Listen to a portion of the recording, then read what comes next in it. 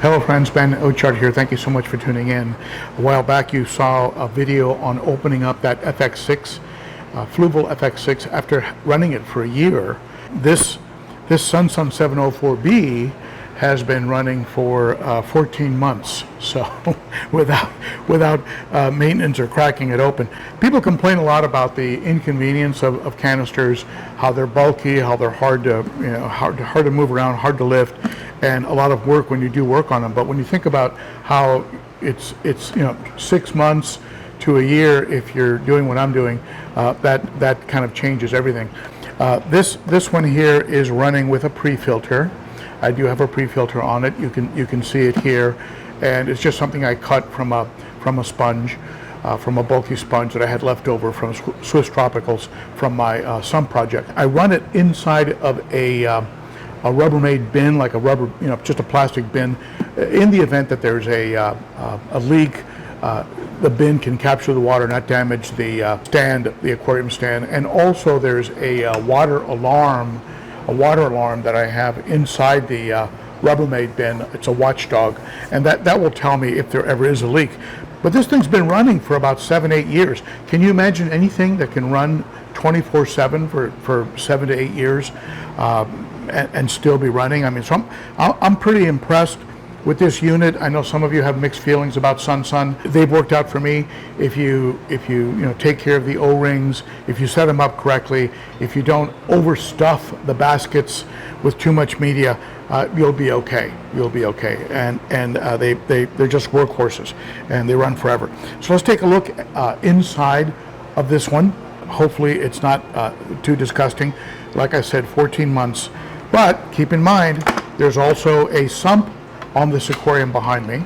There's a sump system that has a Cichlid 9.0 turning over a lot of water, and that is doing a lot of the heavy lifting on the filtering. So this is more, in full disclosure, this is more of a polishing filter than anything else. A nice sound of a vacuum when you open them up, which is what you want to hear. It runs as a vacuum system. And you have, this is the head unit. This is the this is where the pump is. It's up here. And as I always say, you have to understand and have your wits around the water flow of a canister to really set it up right. And with the SunSun canisters, by the way, this head unit holds a lot of water, so be sure you pour all that out before you place it anywhere, because otherwise you'll end up with a puddle.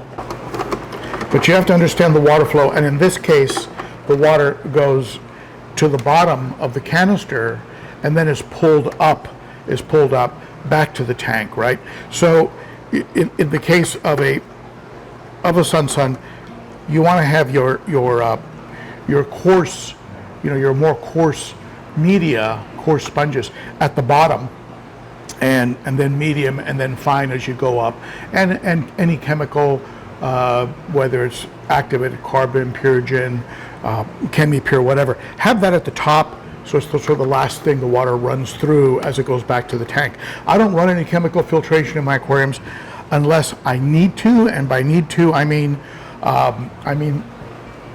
let's say I've medicated a tank and I want to go ahead and remove any residual medication. I'll go ahead and put some activated carbon in there. If I'm setting up a new tank and maybe I'm getting a little bit anxious about getting it cleared up, maybe I'll throw some Purigen in there, some Chem Purigen. You can see here, this is the container, this is the encasement for the UV light. I'm not using a UV light on this canister. So I've just removed the UV light, but I've left the water sealed glass cover in place so that the electronic plug-in area doesn't get corroded with water. So, but that I don't use the UV on these. They don't do much really. I mean, they clarify, the UV clarifies a little bit, doesn't really do much with viruses or bacteria like you would want a UV light to do. I have a UV system on the 90-gallon that is one of those green killing machines, and it runs water very slowly past a 25 watt UV light. Now that will clear up the water and kill off viruses and things of that nature, whereas the UV light on this one here doesn't do much. It's like 9 watts, and the water's flying by at 3, 4, 500 maybe 300 gallons an hour or so. So it's not going to do much. So I just don't use it at all. Plus, I've heard reports of the UV light causing damage to the baskets, to the media baskets, and so I didn't want to risk that. And so when I did run it, I was running it on weekends, and so that was so I never experienced any damage. As you can see here, there was never any damage. It would be right in this area here, so there's never any damage. So right here in the top, I have some of these Sarah filter balls. You can see them. Just a little bit of fine filtering material, and you can see it's a little dirty. It's a little dirty, but they're not that thick black tar-like that I would get if I wasn't running a pre-filter. Now below that, believe it or not, I have some pumice, just some plain old garden pumice that you can pick up at a garden store. Some people argue that it's just the same thing as SunSun Matrix. So it's just plain old pumice, which is a volcanic rock product, and those two look pretty good. Those are pretty good. And next I have some sponge material that I cobbled together from different pieces that I had laying around. And you can see here, these are thick pieces left over, again, from my Swiss Tropical Matte and Sponge project, which is how my sumps are matte and sponges. Now you can see this.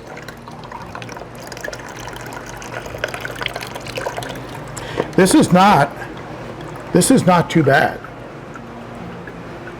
Now I'm sure when I rinse it out, I'll get some nice spill off, but that is not that bad at all. I'm just going to give that a rinse in some clean water.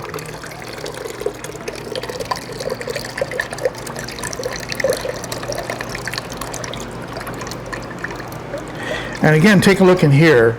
I was running that UV light on weekends back in California, and there is some pitting. There's some pitting inside here.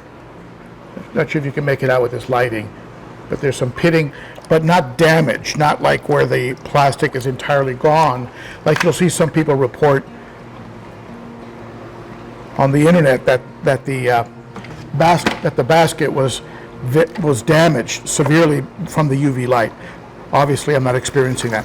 Here's another sort of medium sponge. Again, more leftover sponge material that was cobbled together. And again, doesn't look that bad. You can still see the color. When these canister filters are run without pre-filters, and you run them for 3 to 6 months, you can't tell the color of the sponge when you pull it out because it's completely covered in gunk. And here's the bottom, and this is the most coarse, and by coarse, the most porous. This one catches the big pieces, if you will. And again, not that bad. You can still tell that it's blue.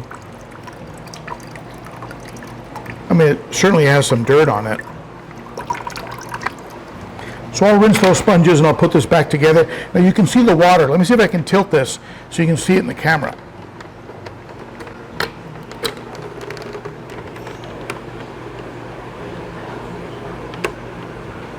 I wouldn't suggest drinking that. So, but I'll pour that out. I'll give the can a good rinse, put it back together, and put it back in operation for another year. That's not bad. That doesn't look that bad. Now, if you want to change the O-ring on your canister, which isn't a bad idea, you can see it right here. This is the O-ring right here. And you can remove that, you know, you can use it with sometimes with your hand. If not, you can just slip something under there. Just be sure not to cut it. But I have some new O-rings, but this O-ring was changed before the last, or during the last maintenance, and it still feels really good. I can still feel some of the food grade silicone lubricant that I put on it. It's in good shape, so I'm just going to leave it alone. You know, you look for cracks, you look for flat spots, anything like that, because that's what would leak if you have any cracks or flat spots. Also, when you do maintenance on a SunSun, it's a good idea to pop open this little section right here. Look at the size of the magnet on this thing. See it? It's a good size magnet. Not as big as the Fluval FX6, but it's a good size.